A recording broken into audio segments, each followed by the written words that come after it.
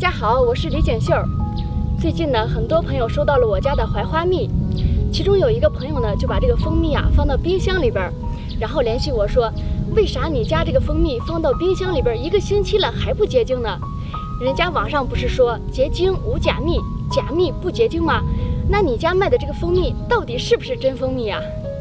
如果是老一代的养蜂人的话呢，他可能会从长年累月的经验出发，从结果出发，告诉大家有的蜂蜜呢容易结晶，有的蜂蜜不容易结晶。你像这个油菜蜜呢就容易结晶，像槐花蜜就不容易结晶。但是呢，作为新一代的养蜂人，作为有知识有文化的新青年，我这期视频呢就想从底层逻辑出发，从最根本的原理出发，就想让每一个人都搞清楚这个结晶到底是咋回事儿，结晶与真假蜂蜜之间到底有什么关系？结晶能不能判定一个蜂蜜的真假？咱们生活中见到的蜂蜜形态大概有3种，一种呢就是这种完全都没有结晶的液体，还有一种呢就是这种中间状态半结晶，上面是液体，下边是白色的固体，最后一种呢就是全部都是这种结晶的白色的固体。那为啥蜂蜜会有这种不同的形态呢？结晶到底是咋回事呢？咱都知道这个蜂蜜里边60%到80%是葡萄糖和果糖。其实这个结晶呢，就是葡萄糖从蜂蜜里边析出被分离的现象和过程。当这个葡萄糖呢，它在正常的这个饱和溶液的时候它是没有规则的这样活动着呢。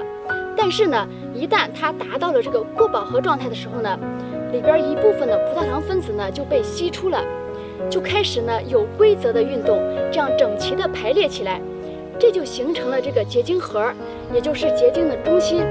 那其他的这些葡萄糖分子呢，也会有规则的附着到它的这个表层，它各个面上，其中这个面上呢还会附加一些果糖膜。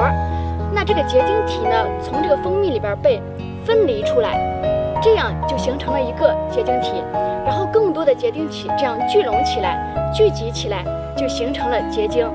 它最后呢就会导致这个蜂蜜里边一部分甚至全部都变成这样的结晶状态。那有的朋友就会比较好奇，就会问说，你们刚打下来的这个蜂蜜它是液体的，过一段时间之后呢就会变成固体的结晶的了。那到底影响蜂蜜结晶的因素有哪些呢？其实这个因素主要有2种。第一个呢就是内部因素，这个非常好理解。不同的蜂蜜呢，它里边这个葡萄糖和果糖的含量是不一样的。你像这个油菜蜜，它的葡萄糖含量比较高，所以呢它就容易结晶。你再看这个槐花蜜，它里边这个果糖含量高，所以呢它就不容易结晶。第二个呢就是外部因素，外部因素都有啥呢？这儿大家要好好听一下这个就是重点，就像咱高考押题一样，这个是咱们这期视频的重点。第一个因素就是温度，咱们都知道这个适合蜂蜜结晶的温度是13到14度。那如果低于这个温度的时候呢，这里边葡萄糖它的溶解度呢就会降低，过饱和程度就会增加。那这样的话呢，咱们想它是不是就容易结晶呢？但是因为这里边还有果糖，果糖它因为温度比较低呢，它的粘滞度就会增加，密度就会增加。所以呢，因为果糖这个密度增加之后呢，就会影响里边这个结晶核的运动，所以这一方面呢就会阻碍它结晶。另外呢，当温度高于13到14度的时候呢，这里边呢虽然这个果糖的粘滞度就没有那么稠了，密度呢也没有那么大了，它里边变得比较稀了，活动起来比较方便。但是这个时候呢，它里边这个溶解度加大了，容易溶解了，所以它的过饱和程度就会降低，这呢就会影响它不容易结晶。所以这个时候呢，如果温度非常高，夏天的时候，它里边呢已经结晶的这些呢，还有可能会融化。另外一个因素呢，就是它的含水量。这个含水量越多呢，咱们知道它的溶解度就会变大，过饱和程度呢就会降低，它的结晶程度呢也会降低。另外一个呢，就是单花蜜的纯度。这个咋理解呢？你比如说这个槐花蜜它本身是不容易结晶的，但是呢，如果说它里边纯度不够，小蜜蜂呢采了一些其他的山花，那这些其他的野花呢，它就比较容易结晶。一旦掺进来之后，这个槐花蜜也就会容易结晶了。你们看，这个是我们放了3年的枣花蜜，放了3年，它的底部呢才有一点点结晶，这个就说明这个枣花蜜的纯度非常的高。另外一个因素是啥呢？就是看它是不是加工浓缩蜜。咱们都知道这个高温浓缩呢会破坏蜂蜜里边的结晶核。如果说这个结晶核被破坏了之后呢，它就肯定不会结晶了。你比如说咱们去超市买蜂蜜，咱们很少能看见超市里边有这种分层的，或者是全部都是固体的蜂蜜，因为那种蜂蜜呢都是经过加工过的。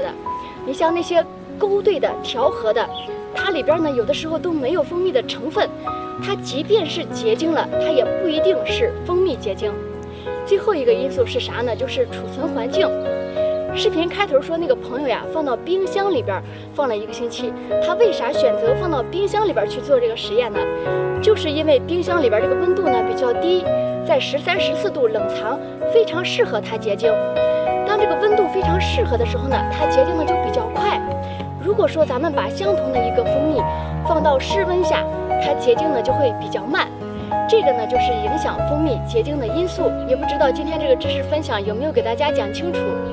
其实这个视频呢，我就想跟大家说，咱不能通过这个结晶来判定蜂蜜的真假。如果说非得想用这种办法来鉴定我们家这个蜂蜜是不是真蜂蜜的话呢，也行。